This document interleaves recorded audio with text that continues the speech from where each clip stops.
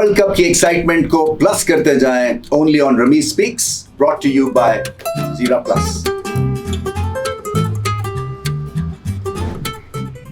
Cricket में बड़ा कम ऐसा होता है कि एक कैच अगर आप ड्रॉप कर दें तो उसकी सजा आपको थ्रू आउट द गेम मिलती रहे।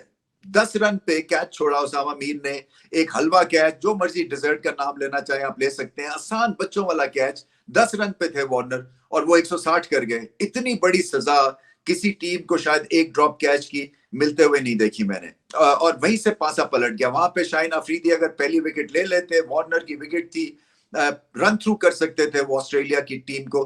क्योंकि एक दफा जब आपको हौसला हिम्मत मिल जाता है नए बॉल पे स्ट्राइक करने का, तो फिर आप की एक परवाज ही और हो जाती है।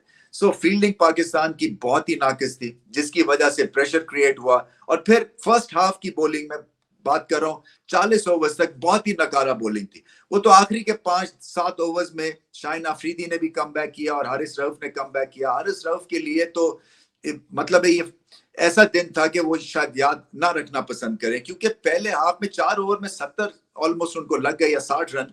और वहीं से मैच जो है वो हाथ से निकल गया बाबर आजम के। क्योंकि एक दफा इस तरह से अगर मोमेंटम क्रिएट कर देती है ऑपोजिशन, तो फिर आप वापस आते हुए भी, क्रॉल बैक करते हुए भी, विकेट लेने के बावजूद, स्ट्राइक करने के बावजूद भी देख लीजिए कि 360 प्लस करना पड़ गया पाकिस्तान को।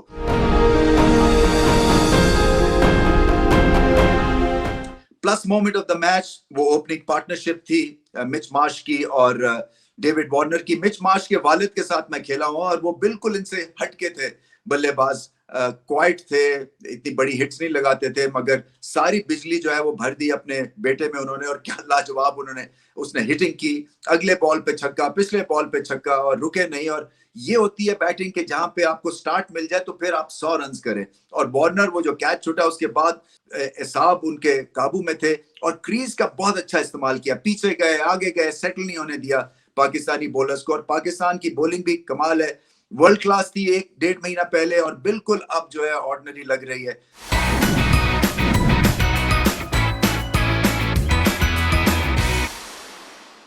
Super strike of the match Adam Zampa, बहुत अच्छी बॉलिंग की, विकेट टू विकेट बॉलिंग की। कुछ ज्यादा बॉल के साथ जादूगरी नहीं है उनके पास, चेंज ऑफ पेस है, सीधी बॉल करते हैं। सो आपको अपनी बैटिंग जो हिटिंग जोन्स हैं वो रीडिफाइन करने पड़ते हैं, हिटिंग एरियाज, इसलिए कि उनको स्वीप नहीं हो सकती है, कट नहीं लग सकती है, वो विकेट टू विकेट है। सो गेंद जिप करता है। सो आपको फ्रंट फुट के ऊपर उनको सीधा थ्रू द लाइन हिट मारने की जरूरत है।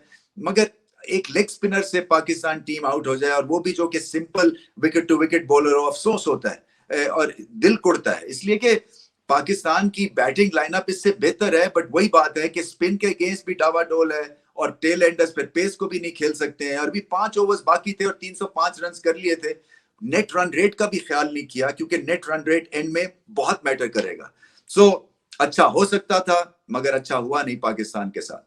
Download Tamasha app and watch World Cup live streaming absolutely free. And also avail Jazz monthly freedom offer. Shaheen Shah Afridi का अच्छी स्पेल था, 5 विकेटें ली उन्होंने।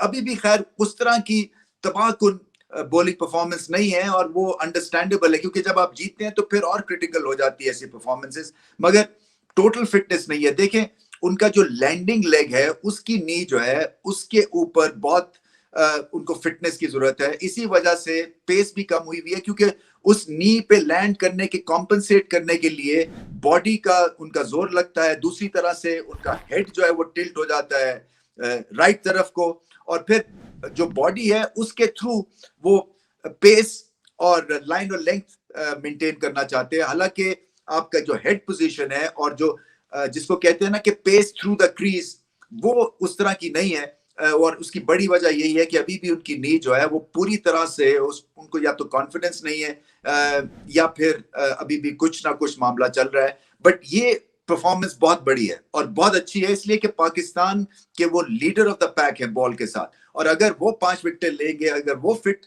महसूस करेंगे विकेटें लेने के हिसाब से और स्ट्राइक करेंगे, तो फिर बहुत फायदा पाकिस्तान को होगा। वार्नर और जो मिच मार्श खेल गए हैं वो भी तबाहकुन बैटिंग कर गए हैं, क्योंकि मार्जिन इतना कम था एरर करने का कि जहां पे उनको मौका मिलता था चौका और छक्का लगा देते थे। उसके बाद जो पाकिस्तान ने बैटिंग की, आप कैसे मैच 350 रन कर सकते हैं जब आप 40 करके आउट हो रहे हैं, 50-60 करके आउट हो रहे हैं।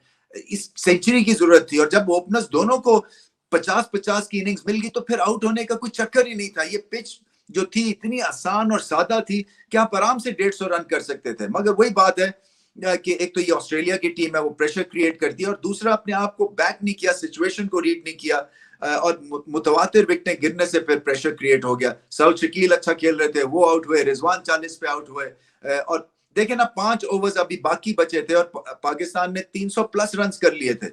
तो अगर विकेटें हाथ में होती, क्योंकि 35-36 ओवर्स तक मुकाबला ऑलमोस्ट बराबर था ऑस्ट्रेलिया से, और यहीं पे मार खाते हैं पाकिस्तान के बल्लेबाज के टेल एंडर्स सहारा नहीं बनते हैं, सेट बैट्समैन आउट हो जाते हैं, एक पार्ट अपनी इनिंग्स का ठीक करते हैं, दूसरा पार्ट बहुत ही हल्का होता है। कभी बैटिंग चलती है तो बॉलिंग नहीं, बॉलिंग चलती है तो बैटिंग नहीं, बैटिंग चलती है और बॉलिंग चलती है तो फील्डिंग खराब होती है। जब तक के पूरी होलसम ये परफॉर्मेंस नहीं करेंगे तब तक काम नहीं बनेगा। स्पिन के अगेंस्ट बैटिंग बहुत ही कमजोर है। एडम जैम्पा ऑस्ट्रेलियन बॉलर 4 विकेटें पाकिस्तान या सब कॉन्टिनेंट टीम के खिलाफ ले जाए, ये कैसे मुमकिन है? और बहुत देर से हमारी जो बैटिंग है अगेंस्ट स्पिन वो नहीं चल रही है, और इसके ऊपर काम करना है, हाथ से रीड करना है। कभी पेस को रीड नहीं करते, कभी हाथ से रॉन्ग वन नहीं पकड़ते, या रिस्ट पिन लेफ्ट आर्म की वो नहीं खेल सकते हैं, और मुतवातिर तौर के ऊपर झटके लगते हैं। सो पाकिस्तान को डिसाइड करना है कि कितने चांसेस देने हैं ऐसे बल्लेबाजों को, चाहे वो इफ्तिखार हो चाहे वो कोई और हो।